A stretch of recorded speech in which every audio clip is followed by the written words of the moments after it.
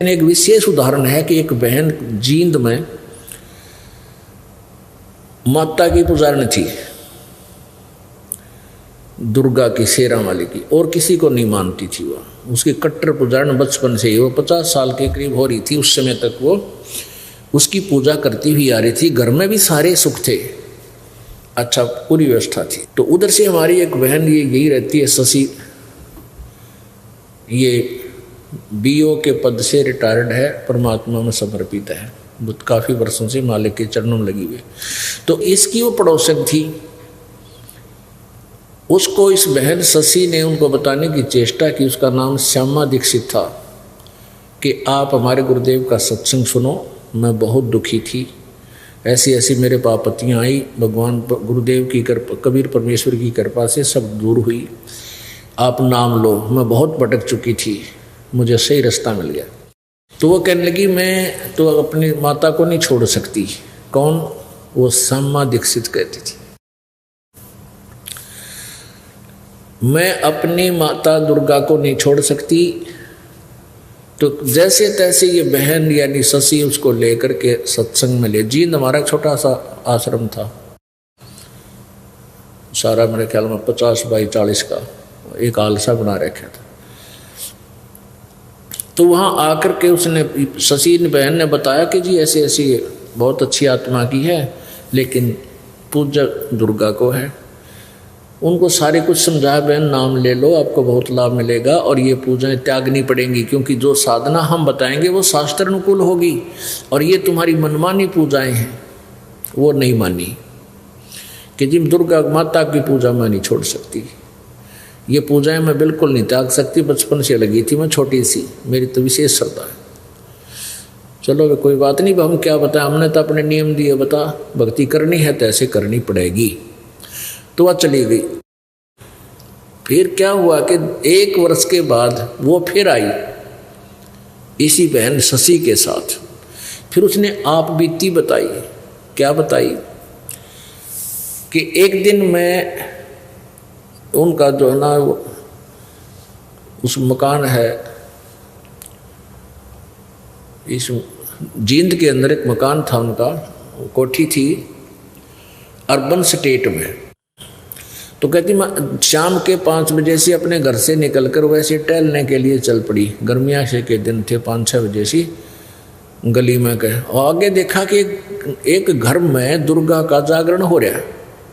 मेरे तो घीसा गल गया, और मैं उड़ जाकर बैठ गई। वहाँ 50-60 भगतनी और भगत बैठे।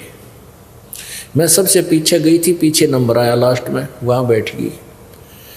एक औरत में वो ऐसे अचेत सी पड़ी थी, एकदम जागृत हुई, आरती चल रही, फिर एकदम जागृत हुई, आरती बंद होगी, एकदम उठी वो, उसने आवाज़ लगाई कि श्यामा सामने आ जा, श्यामा तू मेरे पास आ जा, मेरी खास भगतनी है। अब श्यामा ने सोची मैं तो पहली बार गई हूँ, आज मेरा जिक्र कहाँ से आ गया, कोई और श्यामा होगी। वह नहीं उठी।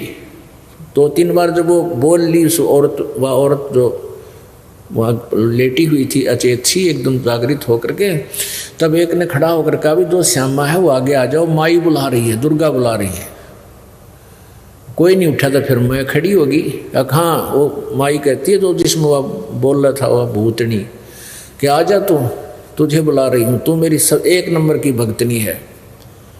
तो अब श्यामा बोली मेरा तो जी सा आ गया कि देख इतने भगत बैठे और माई ने मुझे बुला लिया, तो मेरी भक्ति सही है। तो माई वह दुर्गा कहने लगी जो उसमें बोल रही थी भूतनी, कि श्यामा तू मेरी 14 महीने अखंड जोत लगा दे, तेरे वारे न्यारे हो जाएंगे। तो मैंने उस कहा जैसे आपका, और मौज थी घर में, जो आपकी आज्ञा कर दूंगी। अब 3 तो गाड़ियां थी उनके पास जो किराए पर लगा रखी थी। एक औजरी की दुकान थी मेन बाजार में, और एक ऐचरी का कारखाना था, वो अलग था, यानी खूब बढ़िया गुजारा था। और तेरे पास आपत्ति आने वाली है, नहीं तो तेरे पास आपत्ति आ जाएगी, और तू 14 महीने मेरी अखंड जोत लगा दे, तेरे वारे न्यारे हो जाएंगे। वह बोली मन तो सांझन शुरू कर दी, ना धो गए, और चल कर दी शुरू। उन 14 महीना में हमारा सत्यानाश हो गया, सर्वनाश हो गया। वो कहती है उन 14 महीने में हमारा सर्वनाश हो गया, ऐसी आपत्ति आई, ऐसा घाटा पड़ा कि वो ऐचरी का कारखाना बिक गया, औजरी की दुकान गिरवी होगी, तीनों गाड़ी बिक गई, और लोन लिया हुआ था कोठी पर, हुआ बैंक वाला ने नीलाम करने की सोच दी। और फिर भी बुद्धि भ्रष्ट में माई ने ना छोड़ूं, सपने में माई दिखाई दी मुझे साक्षात अष्टांगी। उसने कहा कि श्यामा तेरी समस्या, तेरी आपत्ति टालना मेरे बस की बात नहीं थी, ये मेरी बस से बाहर थी। अब तू वहीं चली जा, कबीर परमात्मा की शरण में चली जा, जो तेरी सहेली तुझे लेकर गई थी, वहीं तेरा समाधान हो सकता है। कहते हुए सुबह उठते ही शशि के पास आई, इस बहन के पास हमारी उपदेशी थी। इससे आकर कहने लगी, बहन मैंने नाम लेना है, आपके गुरुजी थे। तो शशि कहने लगी ठीक है चल। तो मैं इस दास ने जाना था शनिवार को, वहाँ पता था भक्तों को लग जाता था, 10-20 वहाँ घर होते थे हमारे शुरुआत में नाम लिए हुए, उनको बता दिया करते भाई इसके नाम गए गुरुजी। तो उस दिन मैंने जाना था, किसी कारणवश मैं नहीं गया वहाँ पर। तो उस दिन जिस दिन इस दास ने जाना था, सारा दिन इंतजार किया। अगले दिन फिर जाना था, अगले दिन भी नहीं जान पाया मैं, उस दिन भी उसने इंतजार करके घर आएगी। तीसरे दिन पहुंचा, तब उसने कहा जी, शशि बहन ने कहने लगी क्या नाम ले होगी जी। मैंने कहा मैं पहचान लिया वही बहन है। मैं कहना बहन टर्म एंड कंडीशन आज भी वही है हमारी, वो पूजाएं तने त्यागनी पड़ेगी जो शास्त्र विधि रहित करती थी। श्यामा बोली जी मैं पक्का मन करके आई हूँ और त्याग दूंगी। फिर सारी कहानी उसने तब बताई, उपदेश ले लिया। अब पुण्यात्मा उसमें उसको 30 लाख का नुकसान हो गया था, 30 लाख का। और फिर परमात्मा ने धीरे धीरे ऐसी रजा बख्शनी शुरू की, उस पर रोज नए नए सुख दे।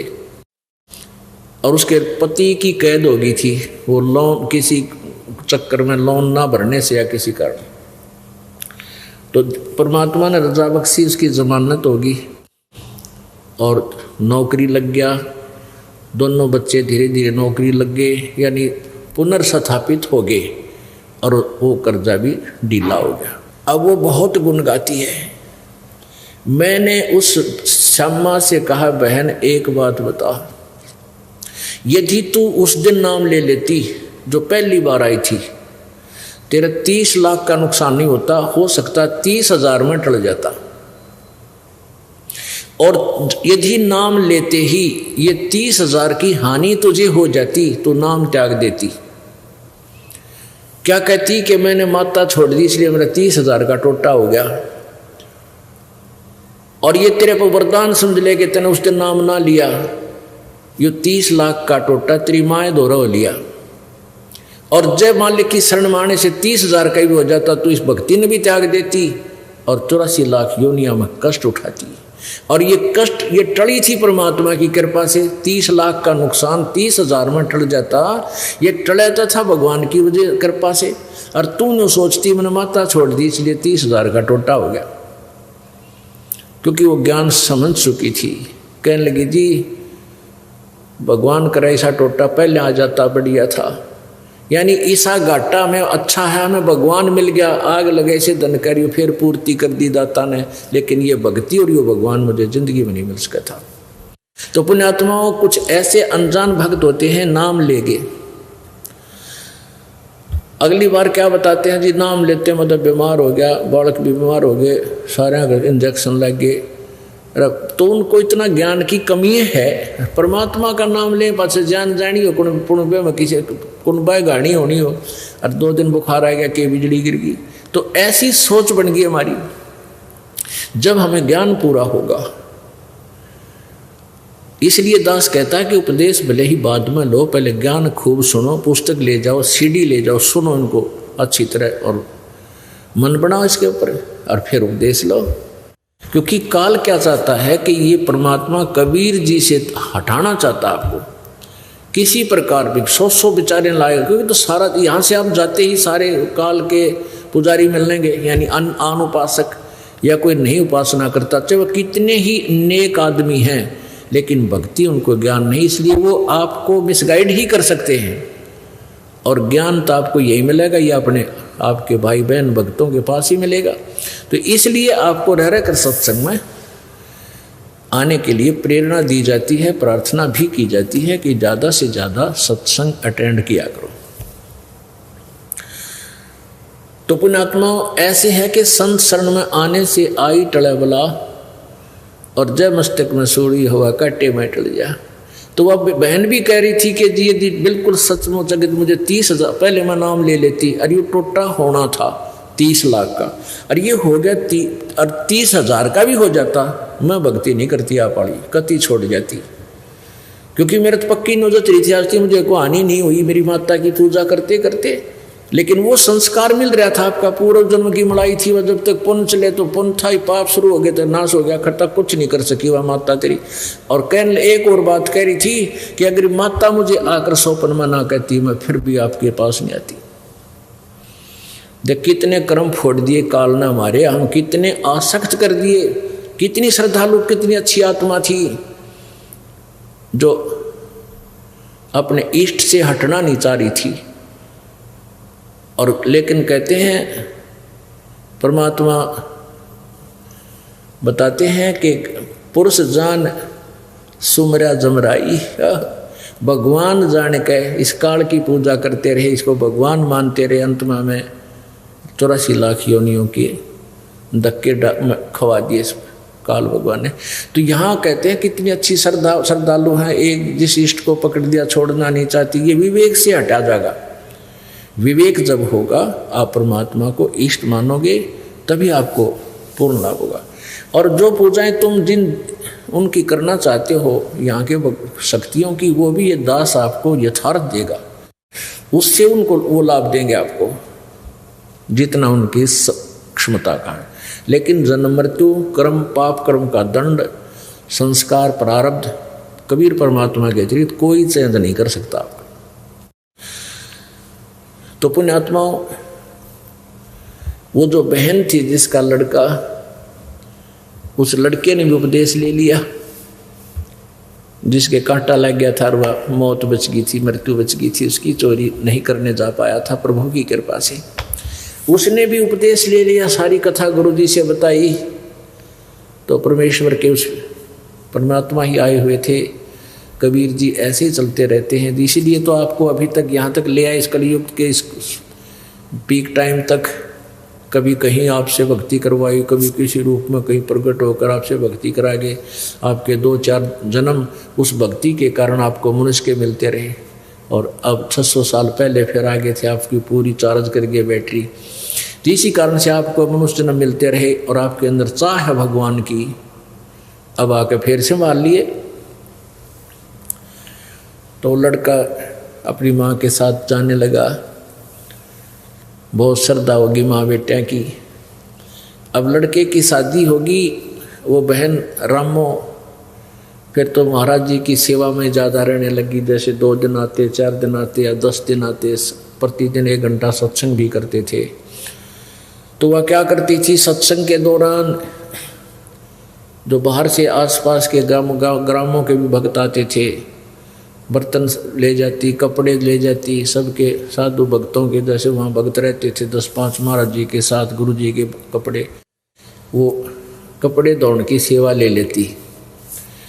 एक दिन वो साथ ही एक दरिया थी, बिल्कुल साथ से एक दरिया बनी हुई थी, वहाँ घाट पर धो के लाया करती थी।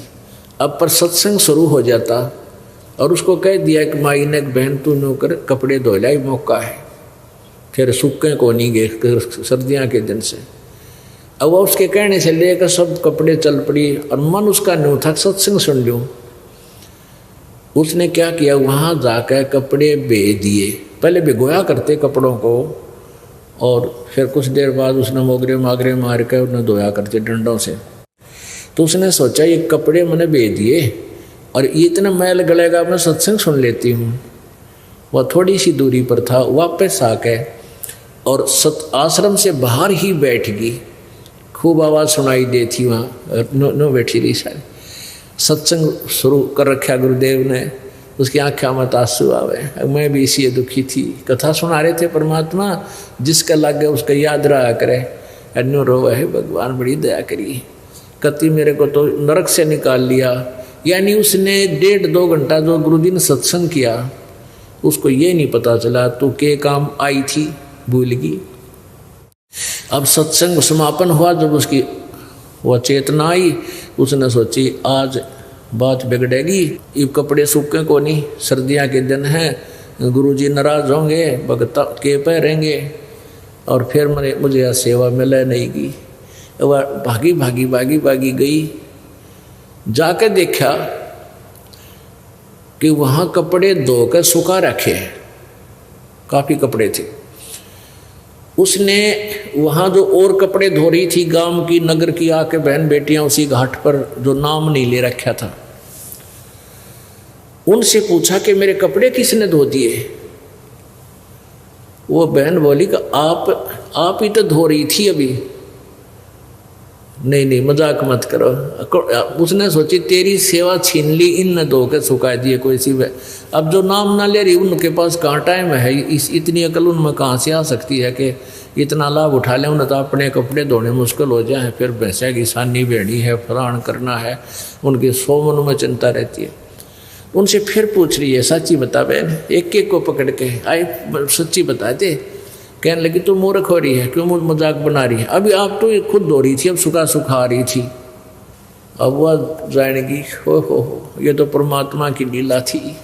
अब परमात्मा ने आके उस बहन का रूप बना के और सारे कपड़े धो के सुखा दिए, और वो सूखे कपड़े की गठड़ी बांधे आवे। एक और देखे थी बहन, उसने शिकायत कर रखी अंदर आश्रम में गुरुजी को, गुरुजी आरामो है ना, या तो जमाने कमी हो ली, इसने सुख घना हो गया। मैं सेवा दी थी कपड़े धोने की, यहाँ बैठी बैठी बाहर सत्संग सुन रही थी, अब गई है दौड़ी दौड़ी, कब ये सूखेंगे, कब आप पैरोगे, ऐसे वह कह रही। इतने में वह गठड़ी बांध के सारे कपड़े ले आई और ला के जिनको पता नहीं था वो कहने लगी इतना शर्म नहीं आई, वो टोंट कस रही है अंदर बढ़ते ही, ये कब सूखेंगे, तू ही गई है। फिर उसने सारी कथा बताई कि महाराज जी के सामने रो पड़ के परमात्मा आप इस दासी का रूप बना के कपड़े धो के सुखाए, महाराज मैं तो यहाँ बैठी बैठी सत्संग सुनो थी।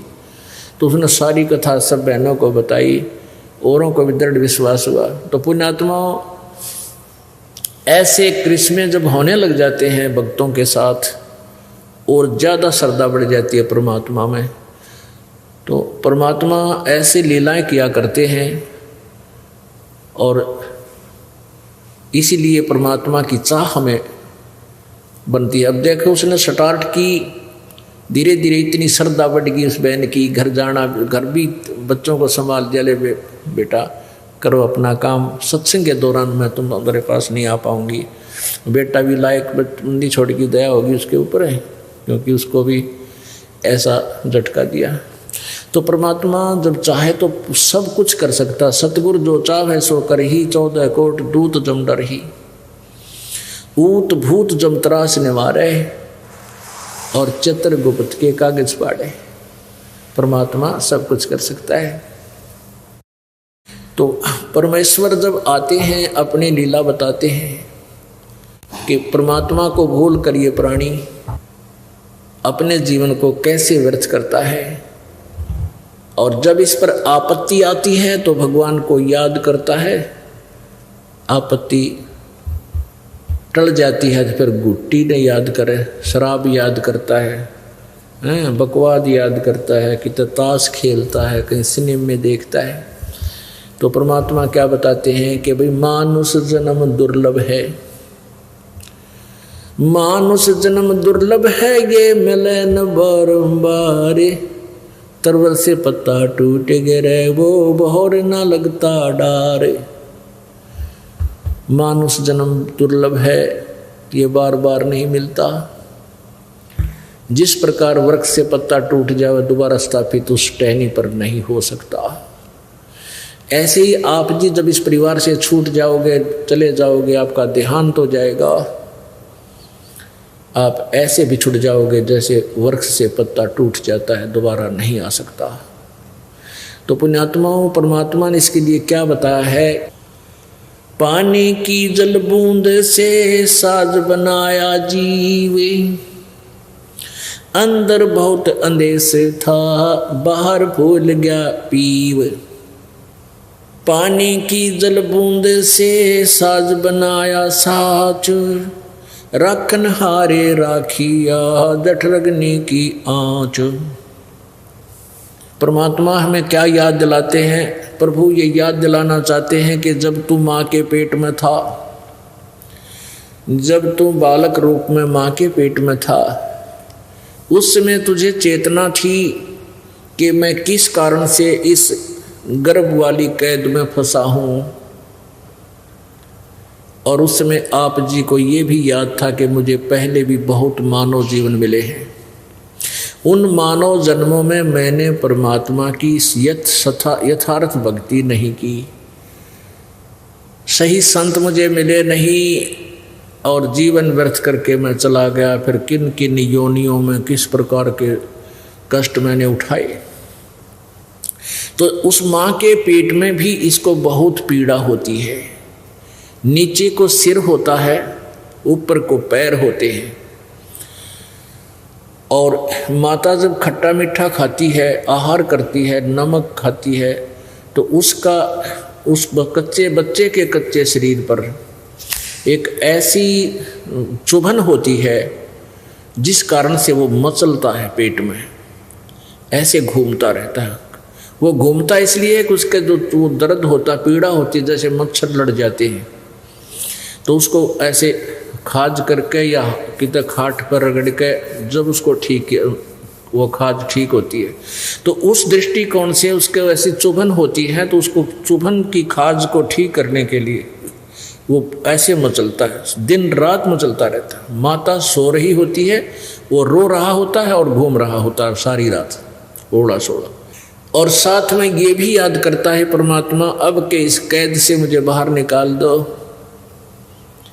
मैं आपको कभी नहीं भूलूंगा, आपकी भक्ति करूंगा, पेट के लिए थोड़ा जो कार्य है वो करूंगा, करते हुए भी आपको याद रखूंगा। पीछे मुझसे बहुत भूल बनी, उसको क्षमा करो प्रभु। अब वो धीरे धीरे वो दिन आ जाता है जिस दिन इसकी बंद पेट से छूटती है, बाहर आता है, और बाहर आते ही फिर इसको ये 3 इंजेक्शन लग जाते हैं।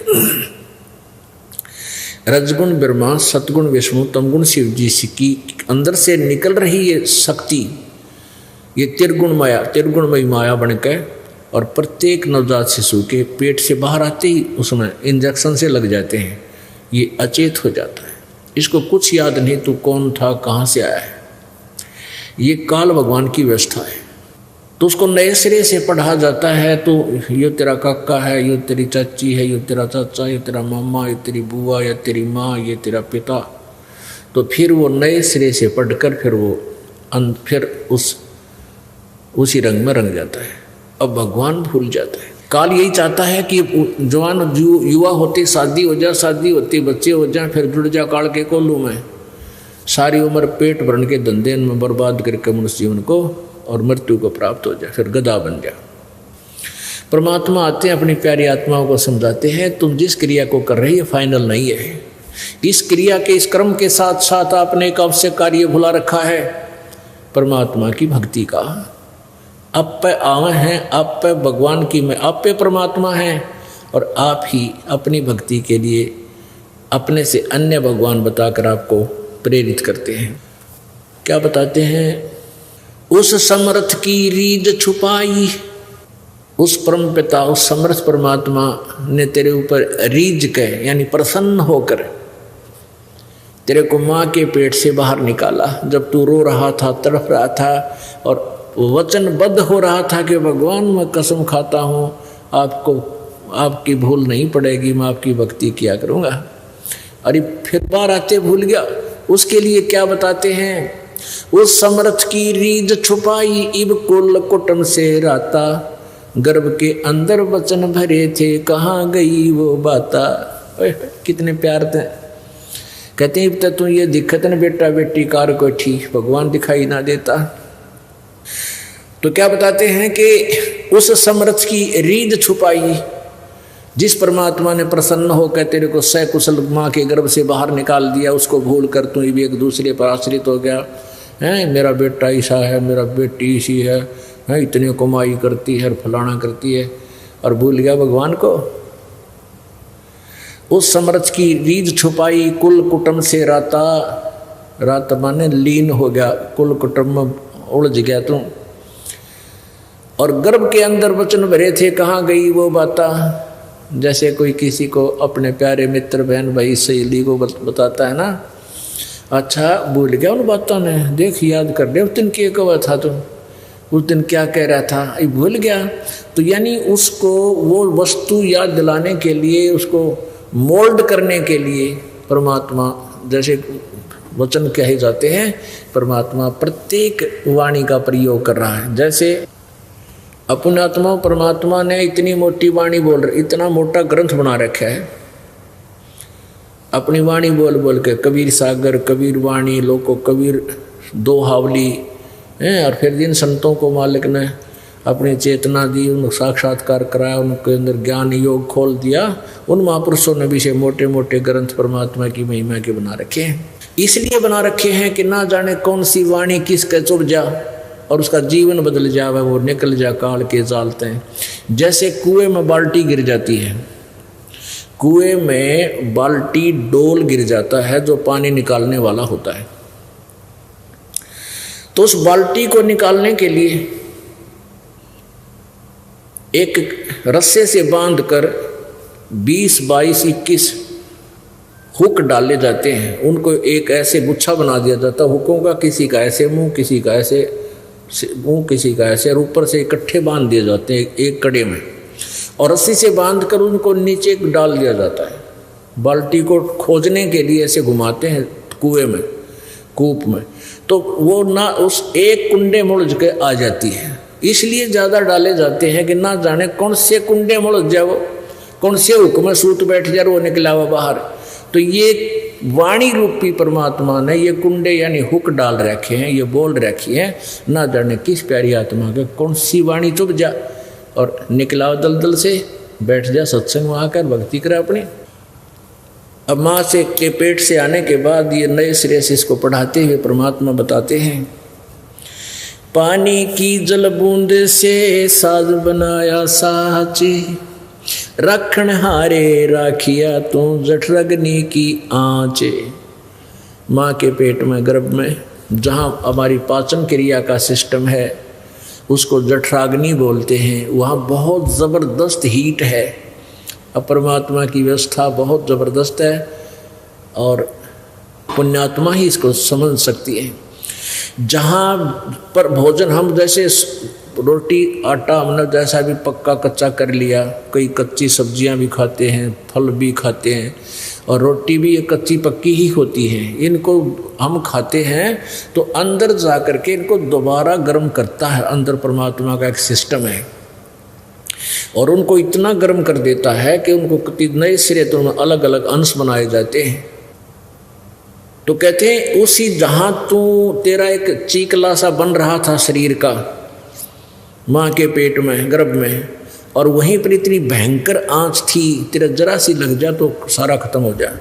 अब कहने का भाव परमात्मा का ये है कि जिस भगवान ने माँ के पेट में भी तेरी रक्षा की और माँ के गर्भ में तुझे आहार पहुँचाया, क्या आज वो तेरे प्रति सचेत नहीं है?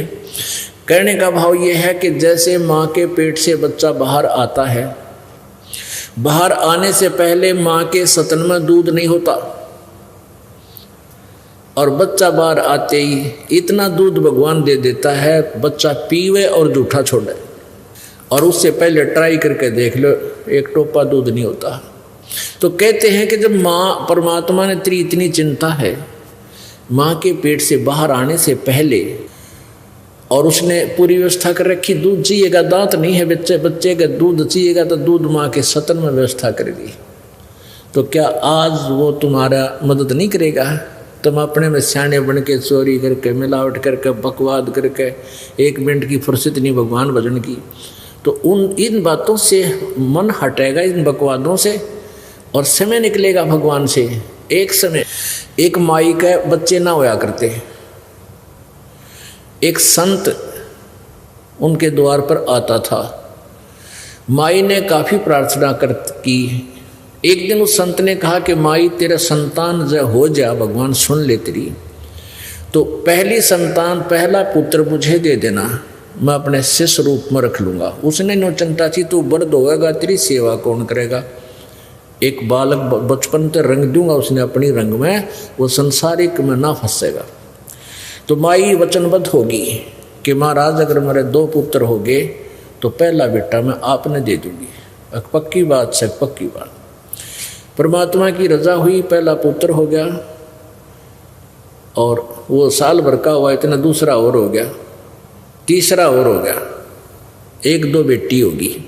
और उससे कई वर्ष हो गए थे शादी ने, उनका संतान ना हुई थी। तो माई को खुशी हुई भी महाराज जी का क्या वचन कर रखा है। वो आश्रम में रहा करते थे, वहीं आश्रम था उनका गांव से बाहर। तो माई ने संदेशा दिया कि महाराज आपकी कृपा से ये पुत्र हुआ था, तो आपकी दया से 3 पुत्र हो गए और ये आपका बच्चा। ने बोला माई ने 2-1 साल और रख ले तो फिर मुझे दे दो। वो 3-4 साल का हो गया, थोड़ा सा तो महाराज को दे दिया। 2 उसके पास रह गए, 1 बेटी। अब वो लड़के को 10-12 वर्ष तक, यानी 15, 16, 17 साल का हुआ, तब तक उसने वहीं रखा, अपने आश्रम से बाहर नहीं जाने दिया। कहीं ये नकम्मे बच्चा दौरा बैठ कर बकवाद सीख ले और तुझे छोड़ कर ना भाग गया, इस दृष्टिकोण से। तो आश्रम में क्या करते थे, वो महात्मा खुद रोटी लेकर भिक्षा मांगने आता था और आश्रम में औरतों का जाना अलाउड नहीं था। तो महाराज जी जो है खुद भिक्षा लेकर जाता था और बना खा लेते थे, वो लड़का बना लेता था, फिर शाना हुआ। तो एक दिन उस बच्चे के, उस महात्मा जी का बुखार हो गया बहुत ज़्यादा, और वो 2-3 दिन तक चल गया। जो भिक्षा ला रखी थी वह खत्म होगी। तो लड़का बोला महाराज जी आज मैं भिक्षा ले आता हूँ, आपकी आज्ञा दो। महाराज जी बोला भाई नो करिए, सीधा गली में चला जाना और बाएं मुड़ जाना, और बाएं साइड में ही जो पहला घर हो ना उसमें भिक्षा लाना, और उसमें जो मिला वापस आ जाना, और मत जाना कहीं पर। उसने आज्ञा का पालन किया, वो दौड़ा लेकर चल पड़ा। वहां जाकर क्या देखा उसने कि जब उसने कहा कि माई भिक्षा देना, उस माई ने कहा कि जा बेटी, उसकी लड़की से, वो लड़का 18-19 साल का हो गया, वो लड़की थी 15-16, 12-13 साल की, 10-12 वर्ष की होगी। उसकी माई ने कहा कि जा बेटी बाबा जी का भिक्षा गाला। अब वो भिक्षा लेकर गई तो उसने क्या देखा कि उस लड़की की चेस्ट पे जैसे दूध ही उभर आती है बच्चे का। तो उस लड़के ने सोचा ये इस बहन के फोड़े हो गए, और उनके गुरुजी का एक दिन फोड़ा हो गया था, और वो फोड़ा बाल तोड़ था, अच्छा मोटा हो गया, और महाराज जी घना दुख हो गया था, काफ़ी मतलब पीड़ा महसूस करते थे, रोते थे रात को। तो वो 1 हफ्ते में जाकर वो फोड़ा फूटा था, वह दवाई जुड़ी बांधने से। तो उसने सोचा कि ये जो गुरुजी का फोड़ा हुआ था, इस बहन का ये फोड़े हो रहे से 2। वो कहने लगा बहन आपके ये फोड़े हैं ना, आपके फोड़ों की दवाई मेरे गुरुजी के पास है, आश्रम में आ जाना, इन फोड़ों की दवाई लगा देंगे, आपको दर्द नहीं हो रहा। अब उस लड़की ने सोचा ये बकवाद कर रहा है ढेढ़, तो वह गालियाँ मंड गई उसने, ढेढ़ तेरा माँ कोई ना तेरा बहन कोई ना, अपनी बहन के फोड़े फुड़वा ले, नो करवा ले, वो लड़ने लगी। उस माँ ने सोचा ये क्या झगड़ा हो गया इनका। वो आई, माई ने पूछा कहाँ से आए हो महाराज जी? जी आश्रम से आया हूँ मैं। वह जानेगी क्यों तो ये बेटा है मेरे वाला जो मैंने दान किया था। उस बेटी को पता क्यों बाहर आने नहीं दिया उसने, उस पहचानते नहीं थे एक दूसरे को, ना घर जानता था वो लड़का। तब उसने कहा महाराज जी, वो लड़की को समझाया बेटी क्यों गाल दे रही है, तेरा भाई है। अरे इसने देखा नहीं आज तक कोई समाज, बाहर आया नहीं, महाराज जी को मैंने इसको दे रखा है, आज ये पहली बार आया है। क्या बात होगी महाराज जी, गुरु जी क्यों नहीं आए?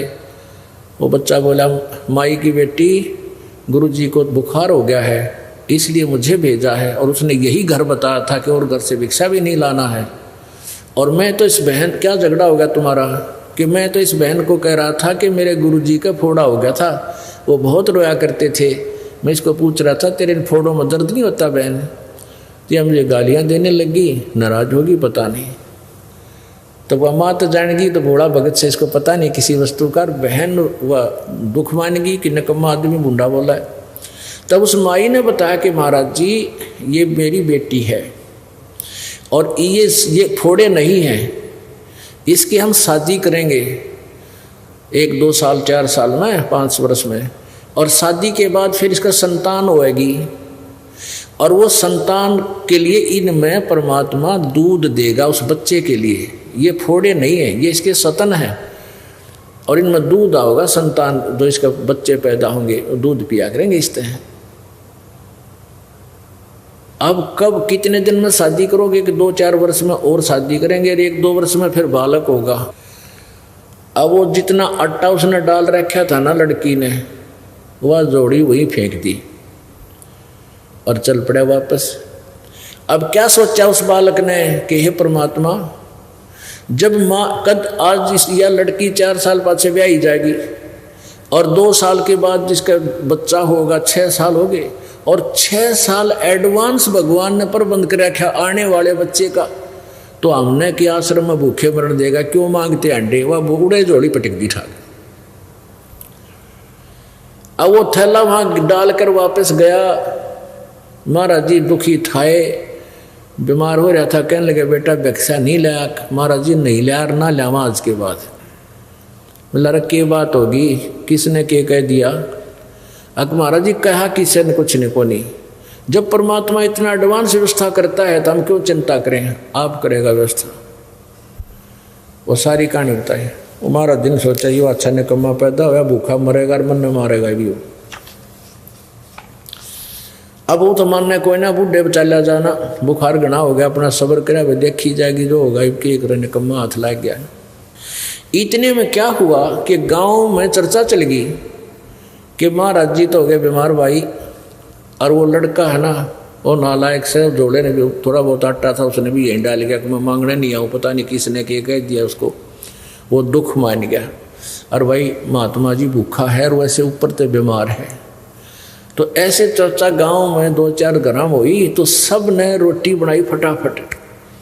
सा सुना हुए बना लग जाए, मैं रोटी लेकर जाऊंगा, एक दूसरे से सलाह बनी नहीं। तो लाइन लगी रोटी ले जाने वाले की। वहाँ शाम वो पहुँचे ना, 10-15 कट लगातार रोटी ले जाओ। वहाँ आश्रम में ढेर ला दिया रोटियाँ का 4 बजे। तब वो लड़का बोला गुरु जी अब तो वही मांगते फिर थे, देख मालिक ने ठाठ ला दिया। और उस गाँव ने उस दिन के बाद वो एक घर की डेली ड्यूटी ला दी कि प्रतिदिन एक घर इनकी रोटी यहाँ पहुँचाया करेगा। बोलो सतगुरुदेव। तो क्या बताते हैं, पानी की जल बूंद से ये साज बनाया साच, रखण हारे राखिया तू जठरग्नि की आँच। अष्ट चाम रग रोम सब किसने की नागूद, उदर बीच पोषण किया बिन जननी के दूधे। उस परम पिता की महिमा बता रहे हैं आदरणीय गरीबदास साहिब जी कि जब तू माँ के पेट में था, माँ के पेट से बाहर आया, तब तक दूध का ढेर लगा दिया तेरे लिए, लेकिन माँ के पेट में भी उसन पाला तू। उस समय ना कोई भाई था तने संभालने वाला, ना बहन थी, ना माँ थी, ना पिता था, ना कोई आहार लाने और ले जाने वाला था। कहते माँ के पेट में भी तेरी परवरिश कैसे की, उसने व्यवस्था बना दी माँ की नाभि से, और तेरी नाभि का कनेक्शन कर दिया, इंटरनल कनेक्शन, और वहाँ से तेरी परवरिश कर दी। उर्दमुखी जद रह था तल सिर ऊपर पावे, राखन हारे राखिया जठरग्नि की लावे। अस्थि चाम रग रोम सब, कहते उस परम पिता ने तेरे हाड़ चाम नस नाड़ी दे कितनी व्यवस्थित चांग की आवश्यकता थी, वही अंग वही व्यवस्थित वही लगा रखा। अस्थि, अस्थि माने हड्डी, हस्थि अस्थि चाम रग रोम सब, किसने किन्या गूद, मांस को गुद बोलते, गुदा गूद। उदर बीच पोषण किया बिन जननी के दूध, माँ के पेट में भी तेरा परवरिश बिना दूध के की, और बाहर आया तो दूध का ढेर लगा दिया। तू ही तुतकारे थी जपे था जपा जाप, और बाहर आके भरम गया तो बहुत करत है पाप। माँ के पेट में तो तू ही ये भगवान बचपक्ष बाहर निकाल दो, आपको बोलूंगा नहीं, तू ही, तेरे बिना कोई नहीं हमारा, तू ही तुतकारे थी वहां जपता जपा जाप, और बाहर आके भरम गया तन बहुत किए अब पाप। तू ही तुतकारे थी रंकार धुन ध्यान, कदे तड़प तड़प का मालिक ने याद करे था अंदर से कसक के साथ। जिन यो साज बनाई या जाकू ले पहचान, जठरग्नि से राखिया ना साई गुण भूले, ओ साहेब दर हाले है क्यों बोवे है सूल। क्या बताते हैं, उस परम पिता की गुणों को भूला मत भाई, जिसने तेरी ऐसी आपत्ति में रक्षा की। माँ के पेट में सबसे भयंकर दुख है माँ के गर्भ में आपको। एक प्राणी का 100 वर्ष जीवन और 100 वर्ष कोड लग जा, उससे भी ज़्यादा दुख 9 महीने के अंदर इस गर्भ के अंदर आप काट कर बाहर आते हो, और बाहर आते भूल जाते हो, क्योंकि बिना ज्ञान के बगैर सत्संग के हम ऐसे धोखा खाते रहे। जठरग्नि से राखिया ना साई गुण भूले, उस माँ के पेट में आग बढ़े थी, वहाँ भी तेरी रक्षा की।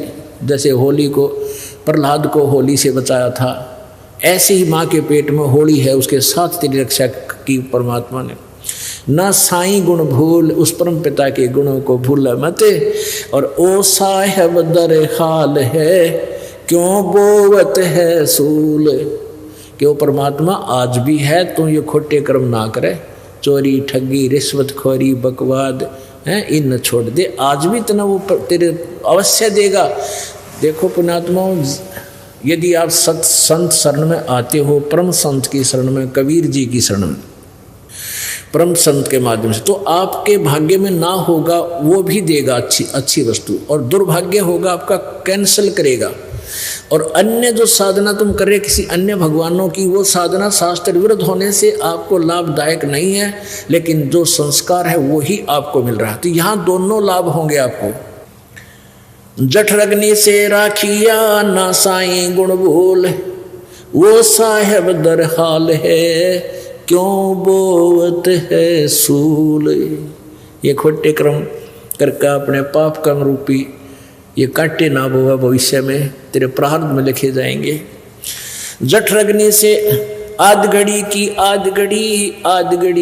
आधी, संतों से ती गोष्ठी जो की जैसो लाभ। आध घड़ी की आध, और संतों से ती गोष्ठी जो की जैसो लाभ।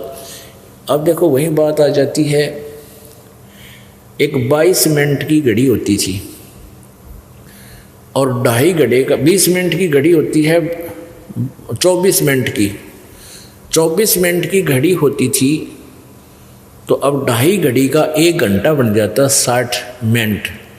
तो कहते हैं आधी घड़ी यानी 12 मिनट परमात्मा की चर्चा यदि किसी भक्त संत के साथ तेरी हो जाएगी, उससे भी बहुत लाभ मिलेगा। अपने आत्माओं कहते हैं सूता संत जगाइयो, सूता साधु जगाइयो, वो करे नाम का जाप। ये तीनों सूते भले सिंह साकट और सांप।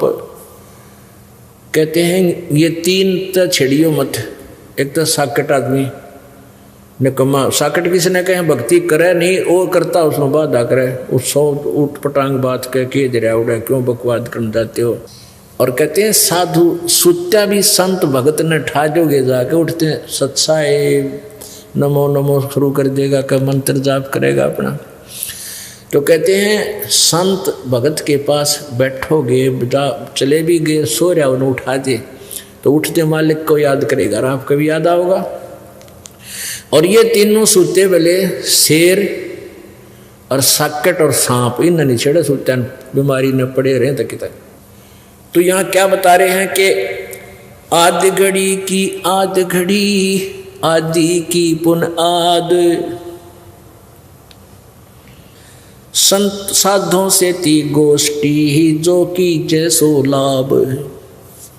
आदि की 12 मिनट और 12 की फिर आदि यानी 6 मिनट, यानी 7-8 जैसे उस बहन का पति मर गया था, दुखी बहुत थी, इकलौता लड़का वो भी बिगड़ गया था। तो प्रारंभ में वह बहन गई, कुशल मंगल ही हुई थी और भगवान की चर्चा 5, 7, 10 मिनट उसने की। फिर धीरे धीरे वो इतनी भूख बढ़ती चलेगी और वो मालिक के चरणों में आगे कल्याण हुआ, परिवार का उद्धार हुआ। तो यहाँ उसी की तरफ संकेत है। फिर परमात्मा की भक्ति साधना के विषय में क्या बताते हैं? अलख अलह को याद करे कादर को कुर्बान, साईं से ती तोड़ कर इबराता अधम जिहान। अलख अलह को याद कर और कादर को कुर्बान, कहते समर्पित होकर उस अल्लाह को, चाहे राम को हो, गॉड को, चाहे खुदा का हो, उस पूर्ण परमात्मा अलख अलह, अलख जो दिखाई नहीं देता, जो सबकी दिव्य दृष्टि की रेंज से बाहर है, उस अलख अलह को जिसको याद करो और कादर को कुर्बान। अलख अलह को याद करे कादर को कुर्बान, साईं से ती तोड़ के इब राता अधम जिहान।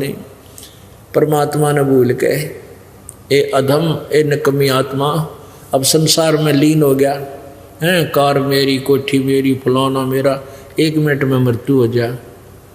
जो काम करना था वो तो रह गया, इन कोठी और कारा उलझ गया। और परमात्मा कहते हैं जब तेन कारा कोठी भी चाहिए तो वह मैं दूंगा आवश्यकता अनुसार। पर श्रद्धा से पूरे विश्वास के साथ लग उन कार कोठियों का सदुपयोग करना, भगवान की चर्चा करना घर में, और फिर कार में बैठ कर अपने सत्संग में आना, बच्चों को लाना, कोई और ना आ सके उस भक्त में बैठा लाना। तो इसका ऐसे लाभ उठाना, परमात्मा की दी हुई संपत्ति का सदुपयोग करना। संसारी में आन के क्या किया रे मूडे, सुए संभल से या फिर लगे डोडे ढूंढे। जिस कार और कोठी को, जिस संपत्ति और फैक्ट्री को तू अपनी मानने था और उसकी व्यवस्था में सारा जीवन खो दिया, तेरे पास 1 मिनट का भी समय नहीं था भगवान की भक्ति और सत्संग मानने का। वो तो तेरे लिए ऐसा था जैसे एक सुआ पक्षी होता है, तोता, और वो ये देख लेता है कि ये पेड़ इतने दिन में बड़ा होगा, फिर इसका फल लगेंगे और ये मैं इसके फल खाऊंगा। उस तोता अपना एक पेड़ को अपना लेता है कि ये बड़ा होगा, उस पर आस रखता है। तो ऐसे एक संभल का वृक्ष होता है। संभल का वृक्ष बहुत अच्छे पत्ते, बड़ा हरा भरा होता है, बड़ा होकर के उसके फल भी इतने बढ़िया लगेंगे, डोडे होते हुए ऐसे लगेंगे जैसे बहुत खाद्य इसके अंदर पदार्थ है। कहते हैं वो तोता इस आस में बैठा था, इस संभल के पेड़ का फल लगेंगे और फिर पेट भर के खाऊंगा। अब वो फल भी पेड़ बड़ा हुआ, बड़ा होकर उसका फल लगे, बड़े बढ़िया फल पक्के से लगे जैसे इसमें तो बहुत अच्छा खाद्य पदार्थ है। तो तोता उसमें खाने के लिए चोंच मारता है, उसी तरह मारता है इसमें कति मीठा पदार्थ पाओगा। और उसके मुंह में जो है वो डोडे, उसमें कपास होती है, रुई। संभल के उस पेड़ के फल में रुई होती है, जैसे आँख के डोडियाँ होती है। वो चोंच मारते उसकी चोंच में और रुई फंस जाती है, उसने जान बचानी मुश्किल हो जाती है, वो चाह था वो खाना। तो परमात्मा हमें कई याद दिलाते हैं कि अब तू इन बालक बच्चों की परवरिश में और मकान कोठी बनाने के चक्कर में नो सोचा है बुढ़ापे में देखांगे भक्ति को, जिक्र भी कर देता है तो नो कहें ये अभी क्या मेरे समय हुआ भक्ति करने का, भक्ति तो बुढ़ापे में कराया करें, बुढ़ापे में तेरा जिए जाना जी भक्ति करेगा। कदे आँख बनवानी किधर जाड़ पड़वानी, आँखें दिखे ना गोडे चला जाना। और फिर घर क्या के वचन, घर वालों के वचन भी कड़वे हो जाते हैं। कैसे? एक अच्छा अधिकारी रिटायर हुआ था और उसकी अच्छी पेंशन थी, उसने उपदेश भी लिया था, दिल्ली का रहने वाला था, छोड़ छाड़ गया क्यों करके पता नहीं, काफ़ी दिन हो गए। फिर हम तो झूठे केस में जेल चले गए थे, उसके बाद वो आया को नहीं। तो वो पहले न्यू कहा करता, जिक्र चलता ना न्यू को भाई देख लो ऐसे है, भक्ति का चर्चा चलती, नो बोला नो कहा करता जी कति सही को हो, मैंने नो सोची थी अपना बेटों को ऐसे बनाऊंगा, अच्छी शादी करी, खूब पैसे खर्च किए, उनके लिए सारी व्यवस्था कर दी, कोठी बना दी न्यारी न्यारी, और अब ऐसे दुखी कर रहे हैं। तो क्या कहते थे कि कह रहा था जी सारी तो तनख्वाह ले लेते हैं, और तो वो कह रहा था कि पेंशन तो ले लो, पेंशन भी सारी ले लेते हैं, नाले टॉर्चर करते हैं, नाले टॉर्चर भी करते हैं, टॉर्चर क्यों करें? क्या बताते हैं भाई, मतलब के बिना कोई नहीं प्यारा, स्वार्थ के बिना कोई नहीं प्यारा, जब तक बैल चले हड़िए में तब तक डाले चारा, वर्द हुआ जब नाथ काट दी घर घर लाठे खारा, मतलब के बिना कोई नहीं प्यारा। फिर क्या बताते हैं भाई, बूढ़ा होवे पड़े खाट में सुने वचन खारे, कुत्ते तावन का भी सुख को ना ये छाती फूकन हारे। अब बूढ़ा बुढ़िया की ड्यूटी वरना गेट पर लग गया करे, कुत्ता ना बढ़ जाए घर में, और वो न दिख है ना बाल है ना कि मैं बड़ो लकड़ो, उनके बेचारे कि उसमें आँख भी कमज़ोर हो जाती हैं। तो गांव में विशेषकर व्यवस्था हमने देखी कि ऊपर लड़ाई हुआ करती घर में। अब पुत्र वधू धार दूध निकाल के भैंस का और रख जाती गर्म करना, या वैसे कि ढक ढक कर रख जाती, और बूढ़ा बुढ़िया ने कह जाती देखिए कुत्ते ना बढ़ जा, और तो आप चली जाती खेत में या कोई और किसी मजदूरी काम करने के लिए आती, वापस आती तो एक दिन कुत्ता बढ़ गया और दूध सारा गिरा दिया। अब पुत्र वधू अपना कुएं से जल लेकर आई, उसने देखा सारे दूध खंडा रखा, बहुत बिखा रखा। तो बूढ़ा बुढ़िया ने लागी सुना सलोक कहते थारे कुत्ते तान का भी सुख को ना, मेरी छाती फूक दी तुमने, देख सारा दूध गिरवा दिया। उन्हें दिखा कौन बेचारा ने भी निकल गया दोहरे का, कुत्ता बड़ा उस्ताद हो है, खेदे ही जाया करे इतना जान भी ना चढ़। अब यहाँ परमात्मा बताते हैं वृद्ध हुए फिर पड़े खाट में सुने वचन खारे, और कुत्ते ताणों का सुख को ना ये छाती फूकना रे। तो पुण्यात्माओं परमात्मा कहते न्यू को बुढ़ापे में देखा है भक्ति, अब बुढ़ापे में तो ऐसी भक्ति होगी तरह जिए जानेगा। तो भक्ति में लाग जा, किसी से में लग जा। मान लीजिए पहले ना दाव लग गया और वृद्ध अवस्था होगी, चलवा तो समय तो चलाया गया, लेकिन हिम्मत नहीं हारे, शुरुआत कर दे भक्ति की। तो उस अब इस सत भक्ति से नेक्स्ट जीवन आपका तुरंत मानव का मिल जाएगा, पार तो नहीं हो सकोगे क्योंकि घना वृद्ध हो रहा है। और जिसके 10-5 वर्ष शेष है तो कोई बात नहीं, कहते जीना तो थोड़ा ही भला, जो सत सुमरण हो पर लाख वर्ष का जीवना लेखा दे नहीं कोई। एक बूढ़ा हम सत्संग कर रहे थे, वो बूढ़ा पहले तो एंटी था, हमारे गांव में जाया करते घर, तो उस अपने पुत्र से भी वे एंटी था जो हमारा सत्संग कराता था, पाठ कराता था। दूसरे पुत्र का बैठ गया ऊपर जाकर छात पर हुक्का पियो गरोड़। उसने सत्संग सुना, ये वचन स्पीकर लाकर हम लगा देते थे, सत्संग करते थे। अब बूढ़े ने पहले दिन सत्संग सुना, उसका सारी बात हृदय में खटेगी। दूसरे दिन फिर सुना। दिन में भी सत्संग करते थे, रात को भी करते थे, 3 दिन सत्संग करते थे। तीसरे दिन भोग लगा कर आते थे। एक दिन जब बूढ़ा नहीं आया, अगले दिन बूढ़ा जब हमने भोग लाया ना, उस दिन उससे पहले वाली शाम ने आकर रोने लग गया बैठ के मेरे पास। और जो सत्संग करा रहे थे उसकी छोरा जो लड़का उसका, उस लड़के की जो पत्नी थी वह नो डर रही कि बूढ़ा बड़ा ने कहा हमारी पता नहीं महाराज जी को के बोलेगा, ये तो इज्जत का गाक पड़ेगा। हमेशा एंटी बोला करता था। और उसकी आँखों में पानी आ गया। जो बोला महाराज जी सत्संग सुना आपका, मेरा तो कलजा पट गया। ये हमारे 2 किले थे, आज मैंने 12 किले बना दिए इनके। और सारी उम्र में खूब पशु की तरह कमाया हूँ। और ये बात मैंने कभी सुनी है कोई नहीं जो आज आपने बताई है। और मेरी 60-65 साल की उम्र होगी, मेरा केरा होगा, मेरा के बनेगा। रोने लग गया। हमने कहा भी कोई बात नहीं, आप भक्ति करो। बोला ना ये के भक्ता बने, ये तो मैंने पहले ज्ञान हो जाता, मैं तो कभी घनी भक्ति करूँगा, अपना पेट का धंधा तो करना था। अरे ये मेरी बात भी ना मानते घर वाले। मैंने कहा देखो हिम्मत ना आ रहा, दिल डांट बुड़ला।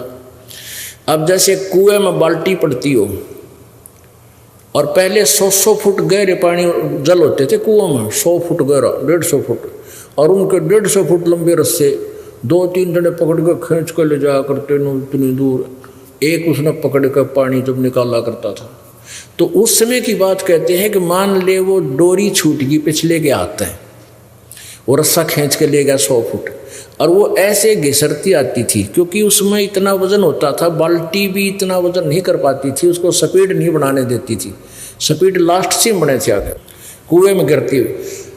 तो मैंने उससे कहा कि मान लीजिए आपके हाथ से रस्सी छूट गई और वह कुएं में बाल्टी जान लग रही है रस्से समेत, और भाग दौड़ के लास्ट भी मिल गया, उसकी पूंछड़ी भी ठा गई, तो कुछ भी ना गया, बाल्टी भी आ गई, पानी भी आ गया। तो ये भी आप पूछड़ी है बूढ़ा कस का पकड़ ले इसने। अब तो देखना, तो उसका वह बात फिट बैठ गई। अगिया तो बनी बनाई है, तो पूछड़ी नेजू का लास्ट, रस्से का लास्ट भी ठा गया 6 इंच का, तो भी सारी बात बन गई। तो ये तेरा पूछड़ी रह रही है, भक्ति कर ले। उससे दिन नाम ले लिया, हुक्का त्याग दिया, सब बुराई छोड़ दी, और 10 वर्ष जिया हुआ बूढ़ा, 75 वर्ष की उम्र में तीनों मंत्र लेके और आराम से शरीर छोड़ के गया। बोलो सतगुरुदेव।